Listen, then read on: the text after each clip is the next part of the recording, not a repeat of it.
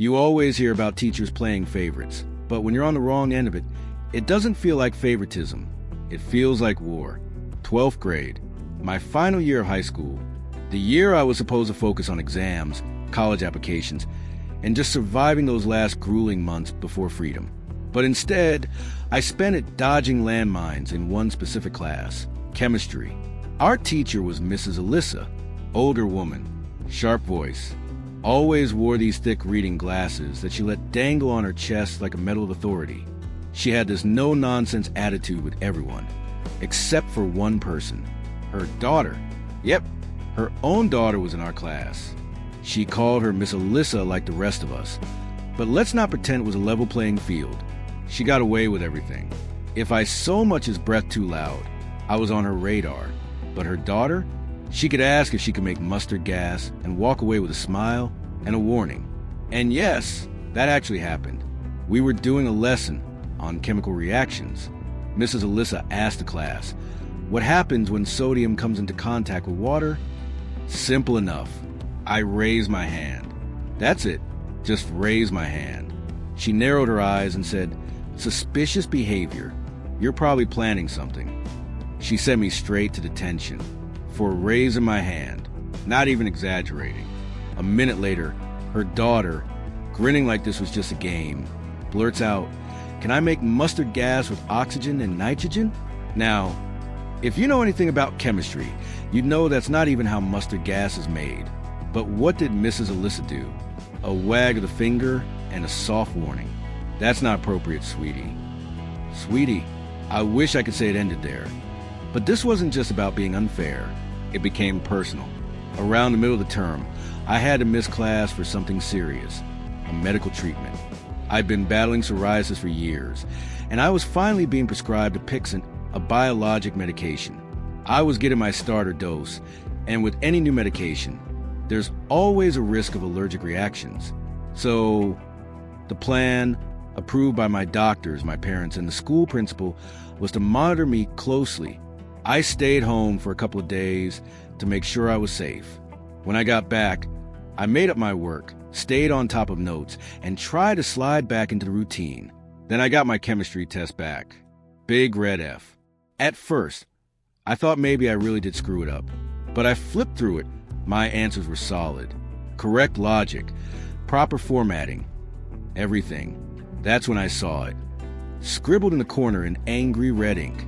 Was absent 2 weeks ago under suspicious circumstances. Automatic fail. Suspicious circumstances. I didn't skip class to party or sleep in.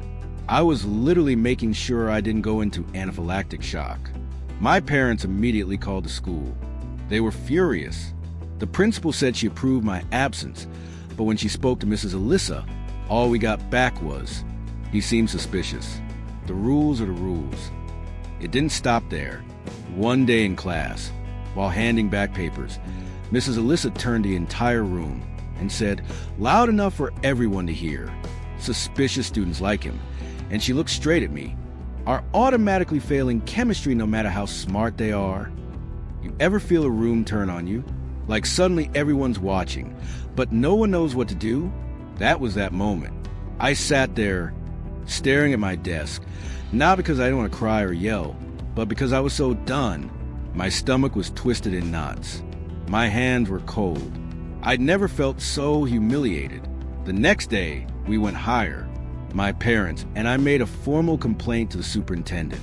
We brought everything, emails, medical records, the principal's approval, even statements from other students.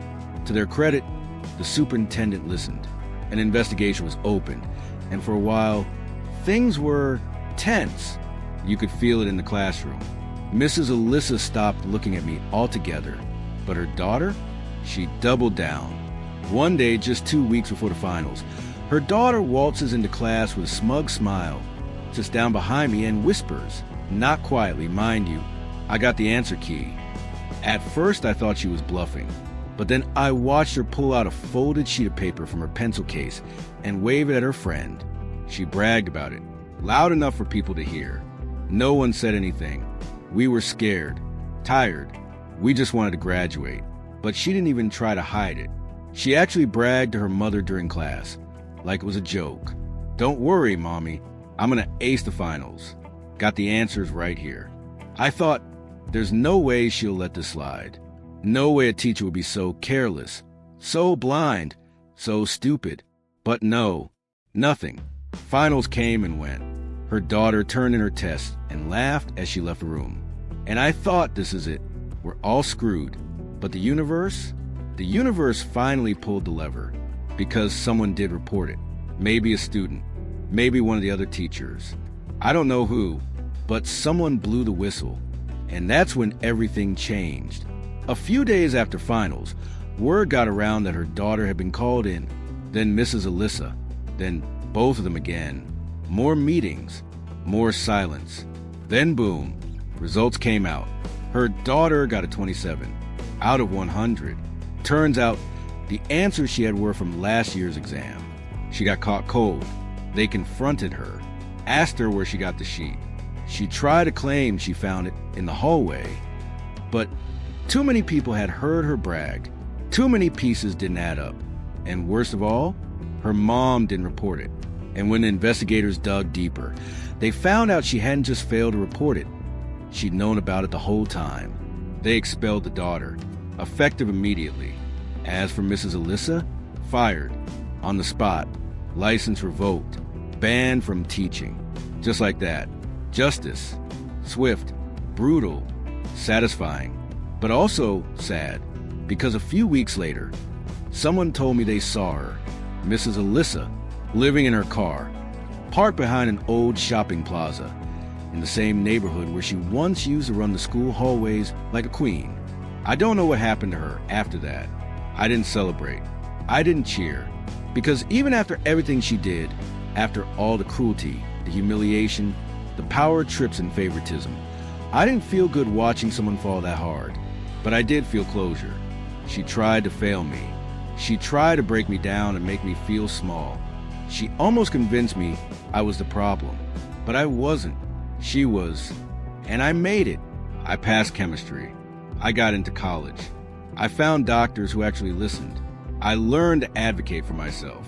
And now looking back, all she taught me was how to survive in a system that isn't always fair. And sometimes the most explosive reaction in chemistry isn't a chemical at all.